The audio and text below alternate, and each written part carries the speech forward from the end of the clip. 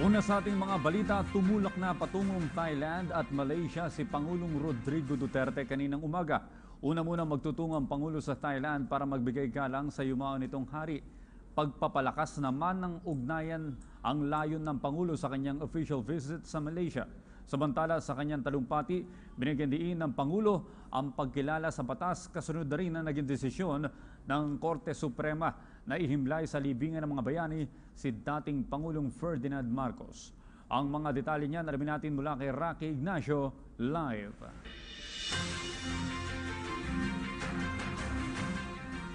Tumulak na nga si Pangulong Rodrigo Duterte patungong Thailand at Malaysia. Umalis ang Pangulo sa bansa pasado alas 10 ng umaga mula sa NAIA Terminal 2 sakay ng Philippine Airlines sa Flight PR001 para ito sa opisyal na pagbisita sa Malaysia o ang itinuring ng Pangulo na introductory visit matapos pumaupo sa pwesto noong June 30. Inaasahan ang pagdating ng Pangulo sa Bangkok, Thailand, alauna ng hapon kung saan mag-aalay ito ng bulaklak sa yumaong hari ng Thailand.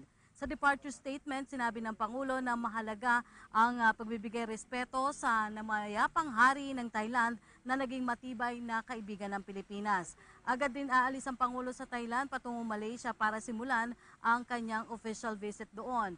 Ayon sa Pangulo, magiging bahagi ng pagbisita para palakasin ang kooperasyon ng dalawang bansa sa larangan ng peace and security, kasama na dito ang maritime security at ang laban sa piracy. Isusulong rin anya ng Pangulo ang maigting na laban kontra iligal na droga sa rehiyon. Kinilala rin ng Pangulo ang mahalagang papel ng Malaysia sa peace process sa Mindanao, kasabay na rin ang pagtiyak sa mga kooperasyon pangkaunlaran.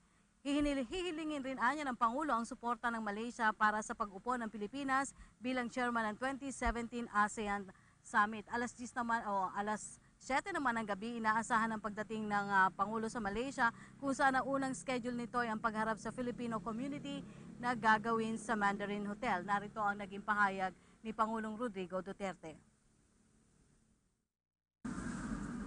After Thailand, I will proceed immediately to Kuala Lumpur for an official visit, a part of my introductory visits to countries in Southeast Asian countries. I will meet with Prime Minister Dato Sri Mohammed Najib bin Tun Abdul Razak to discuss ways of sustaining the growth both our countries, ensuring peace and inclusive development for our people. The focus of my visit shall be to strengthen the Philippines' partnership with Malaysia for security and stability. These are the foundations of our nation's peace process, progress and prosperity.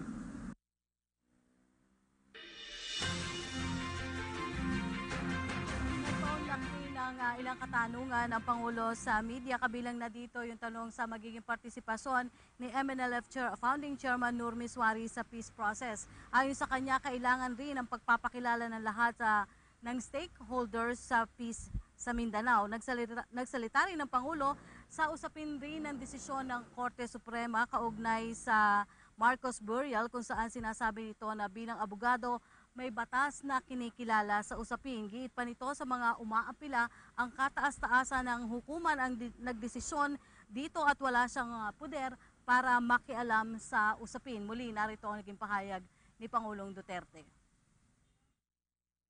As I have said, as a lawyer, I stick by what the law says. The law says that soldiers and ex-presidents, yung namatay, o baski hindi siguro ex, basta presidente ka, doon ka ilibing. Now the question of this tussle about the dictatorship of Marcos is something which cannot be determined at this time. As far as the right or the privilege to be buried sa libingan ng mga bayani, I simply follow the law. Wala tayong magawa dyan. The law itself says that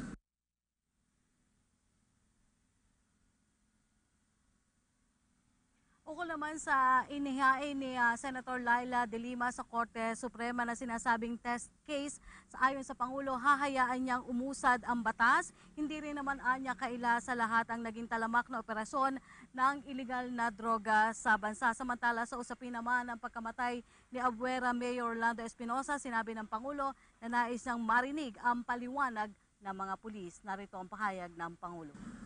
I will obey what the police will tell me because kasama kami sa gobyerno. I will not go there to find fault with the police. I did not even agree that they should be transferred. At least not now. Kasi pagka ganon, wala nang pulis magtrabaho.